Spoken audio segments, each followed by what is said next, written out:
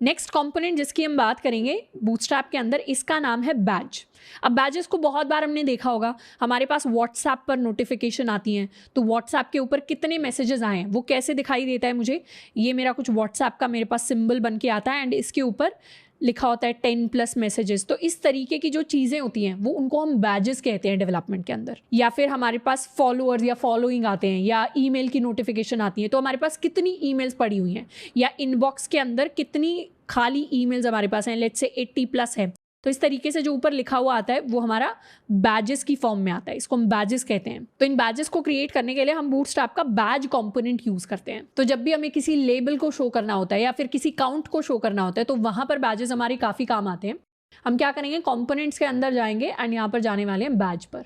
तो बैजेस कुछ इस तरीके से क्रिएट होते हैं, यानी जो मेरी मेन हेडिंग होगी उसके साथ अगर मुझे कुछ अलग से चीज़ दिखानी है तो उसको हम बैजेस की फॉर्म में दिखा सकते हैं। एक सिंपल बैज को क्रिएट करने के लिए मुझे स्पैन क्रिएट करना होता है।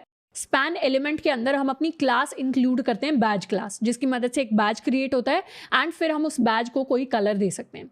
जैसे यहाँ पर नेक्स्ट लाइन कर देते हैं, लाइन ब्रेक दे देते हैं एंड उसके बाद एक स्पैन क्रिएट करेंगे। This is my span. इस पर हम न्यू लिख सकते हैं एंड इसको हम क्लास दे देंगे बैज। Save, refresh. तो अभी सिर्फ बैज क्लास देने से नहीं होगा, इसको हमें कोई कलर भी देना पड़ेगा। तो इसको हम कलर देने वाले हैं BG सेकेंडरी। Save, refresh.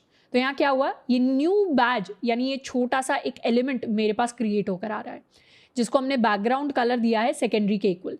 हम चाहें तो इसको रेड कलर भी दे सकते हैं, बैकग्राउंड डेंजर करके। Save, refresh. तो ये कुछ इस तरीके का मुझे दिखाई देगा।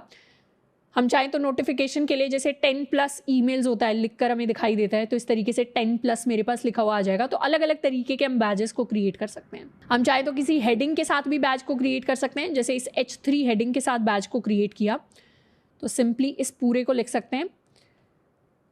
यहाँ हम लिख लेंगे नोटिफिकेशंस एंड यहाँ पर न्यू की जगह या न्यू ही रखते हैं एंड इसे हम कर देंगे प्राइमरी। तो ब्लू कलर मेरे पास आ जाएगा। Save, refresh.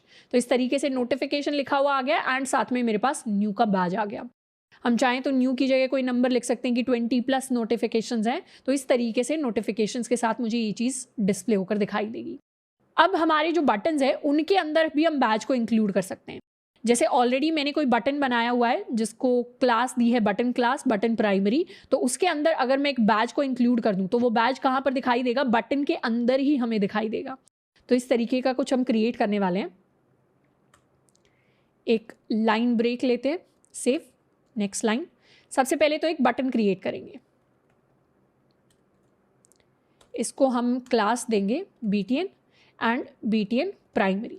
ब्लू कलर का हम बटन क्रिएट करेंगे एंड इसके साथ साथ इसी बटन पे हम लेट्स सपोज लिखने वाले हैं फॉलोअर्स। अब साथ के साथ हम क्रिएट करेंगे अपनी एक स्पैन क्लास। इस स्पैन क्लास को हम बनाने वाले हैं बैज, तो इसे क्लास दे देंगे बैज और इसका बैकग्राउंड दे देंगे हम रेड। तो डेंजर लिख दिया एंड कितने फॉलोअर्स हो गए, 100+ फॉलोअर्स लेट्स सपोज हमें डिस्प्ले कराने हैं। तो इस तरीके का हम कुछ सिस्टम क्रिएट कर सकते हैं। इसको कर लिया सेव, रिफ्रेश। तो यहाँ पर आ गया ये एक बटन फॉलोअर्स का जिसमें 100+ फॉलोअर्स मेरे पास डिस्प्ले होकर आ रहे हैं।